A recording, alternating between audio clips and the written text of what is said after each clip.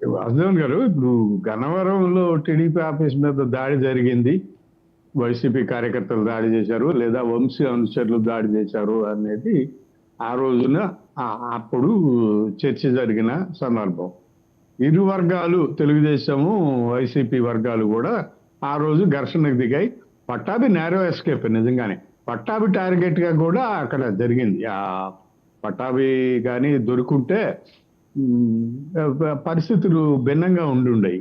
ఆ రోజు రెండు పార్టీల కార్యకర్తలు అంత తీవ్ర స్థాయిలో ఘర్షణకు దిగారు. మరి అది ఈ ఘర్షణకు దిగిన తర్వాత ఇప్పుడు 2.5 సంవత్సరాలు 3 సంవత్సరాల తర్వాత ఇప్పుడు మరి కంప్లైంట్ ఇచ్చిన వ్యక్తే తెలుగుదేశంలో పార్టీ ఆఫీసులో కార్యకర్త ఉద్యోగి నేను నా కంప్లైంట్ కాదు అని చెప్పేసి తను వెనక్కి తీసుకోవడం అంటే కొంచెం ఆశ్చర్యంగానే ఉంది.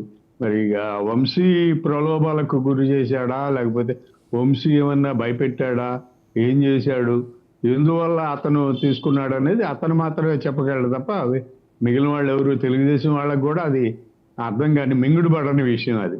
ఓ అది అది వంశీ ఆ సత్యవర్ధన్ అతను వాళ్ళిద్దరే చెప్పాల్సిన అంశం అది. వాళ్ళిద్దరు చెప్తే తప్ప మనకి వేరేగా తెలియదు.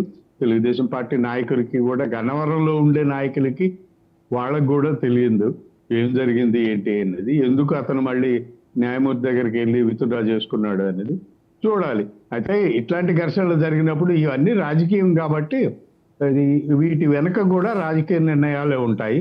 రాజకీయాలే ప్రలోభాలకు గురి చేస్తాయి, రాజకీయాలే బెదిరింపులకు గురి చేస్తాయి, ఏమన్నా చేస్తాయి. కొన్ని ఎస్టానిషింగ్ ఫ్యాక్ట్స్ చెప్పమంటారండి. మదనపల్లిలో ఫైల్స్ దగ్ధం అవుతాయి, పెద్దిరెడ్డి సేఫ్గా రాష్ట్రం మొత్తం తిరిగేస్తుంటాడు. గన్నవరంలో విధ్వంసం, వల్లభనేని వంశీ హ్యాపీగా అమెరికాలో తిరిగేస్తుంటాడు. ఇలా ఇవన్నీ చూస్తుంటే ఇంకా లా అండ్ ఆర్డర్ మీద జనాలకు నమ్మకం ఎక్కడి నుంచి వస్తుందండి? రాజకీయం అండి, ఇది మొత్తం కూడా రాజకీయమే. దీంట్లో పెద్దవి మనం సామాన్య మనుషులు, సామాన్య మానవులు వాళ్ళకైతే కేసులు ఇట్లా ఉండవు. కానీ ఇది అంతా రాజకీయ నాయకులు కాబట్టి రాజకీయాలు జరుగుతూ ఉంటాయి, రాజకీయపరమైన నిర్ణయాలు ఉంటాయి, రాజకీయపరమైన చర్యలు ఉంటాయి, అన్ని రాజకీయంగానే నడుస్తుంటాయి. దాంట్లో మనం పెద్దగా ఊహించాల్సిన ఇది ఏమీ లేదు. ఇప్పుడు నెల్లూరులో కోర్టులో దొంగతనం జరిగింది, ఒక కేసు ఫైల్స్ బయటికి పోయినాయి. ఏమైంది?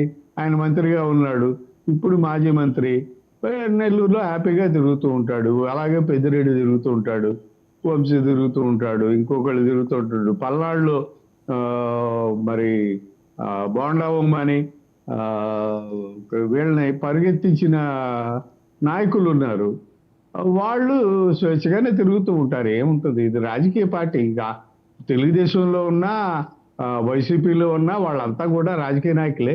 బయట అందరూ ఫ్రెండ్సే వాళ్ళు. ఆ ఫ్రెండ్స్, ఆ స్నేహం, ఆ సాన్నిధ్యం కొనసాగుతుంది.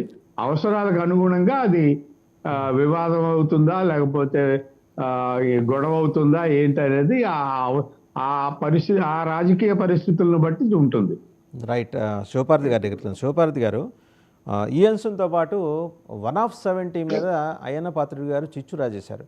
కింద మీద పడి పాపం ముఖ్యమంత్రి గారు దాన్ని చిచ్చు ఆర్పే ప్రయత్నం చేస్తున్నారు. నిజంగా చాలా స్ట్రెనియస్ జాబ్ ఈరోజు ముఖ్యమంత్రి గారు చేస్తుంది. ఈ ఏజెన్సీ అంతా కూడా నిర్మానుష్యం అయిపోయింది. 2 రోజులుగా బంద్ నడుస్తుంది. చివరికి ముఖ్యమంత్రి ఇన్వాల్వ్ అవ్వాల్సి వస్తుంది. ఇప్పుడు గిరిజన హక్కుల చట్టాలలో సవరణలు చేయటం అనేది చాలా వివాదాస్పద అంశం. ఆయన నిర్ణయం తీసుకోలేదు, బట్ సవరణ చేయాలి అని అటవీ శాఖ సాక్షాత్తు డిప్యూటీ సీఎం గారి దగ్గర ఉంది.